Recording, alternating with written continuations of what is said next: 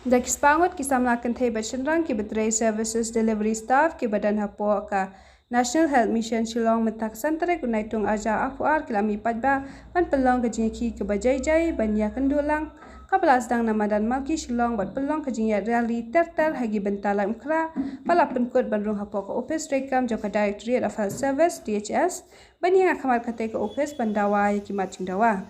Kani kajing mi yaki ki nongtrei service delivery staff kadai namar buan ki staff ki pa uwa de kajing siyo bakarit kumta ka dawa badai ban kyntiew tulop. Nalor kata kani kajing dawa kabal aslamha klempin urlong bat kajing sya ot tulop lada kitap trei. Bat pa on sa penbek penrenti yang ada ke service delivery kat.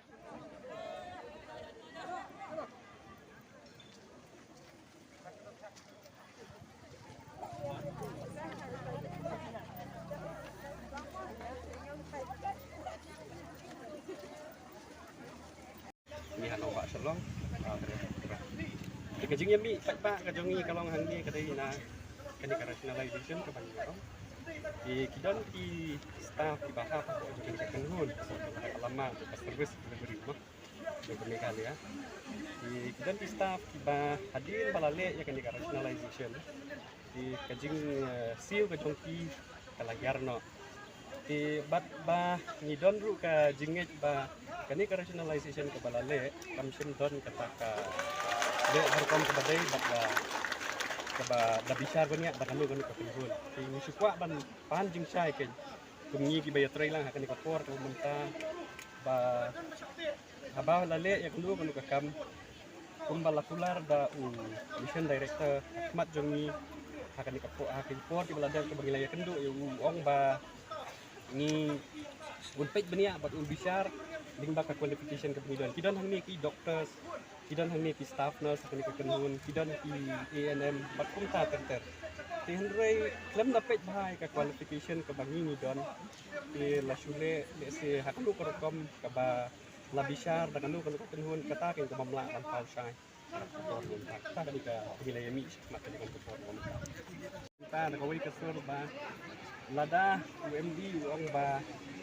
kushim kino ki action kemata kasmi nginya sign hakmat DHS ki attendance ki jongi bat nginya ai antei ki lang ba UMD unyo I ya attendance ka jongi lada ni peptray na kanu kada ya ka ba kawai ka lenti ka bagin sim kan ka sinjam ka song ba kan sami na ka jingi lang ko kuraru ka nilai kandu bat ki friend la ki pat ki positif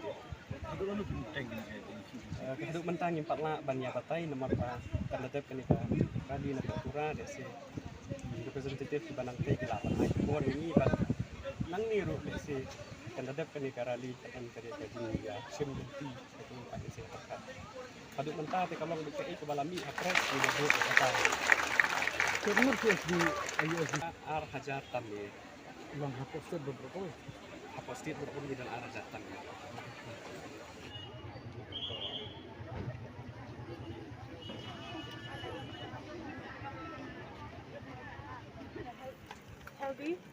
So I, on behalf of all the staff nurse of NHM, I just would like to say that we, all the staff nurse, we are not satisfied with the salary that we have received by the third draft. Even the first draft, the second draft is the same, and we expect that the third draft it will increase, but still it is the same. So accordingly to the livings that we are living today, a standard living, and all the things have been increased, it is not satisfied. It is not according to the salary that we have received. So what we request to the MD, if she can increase a little bit, it should be according to our needs and according to our responsibilities and according to our workload which we work in the UPHCs, either the PHCs, either the CHCs, especially the staff nurse, all the nurses like NM nurses, they have to conduct the delivery case. In case the doctors are not there, if anything happens, like any critical case or any situation happens, the nurses get the blame. So the doctors also have been increased. What about the nurses? So we request the MD, if he can increase the salary for the nurses also, it will be satisfied for us all. So with this, I request and I please the MD also kindly look into us. Thank you.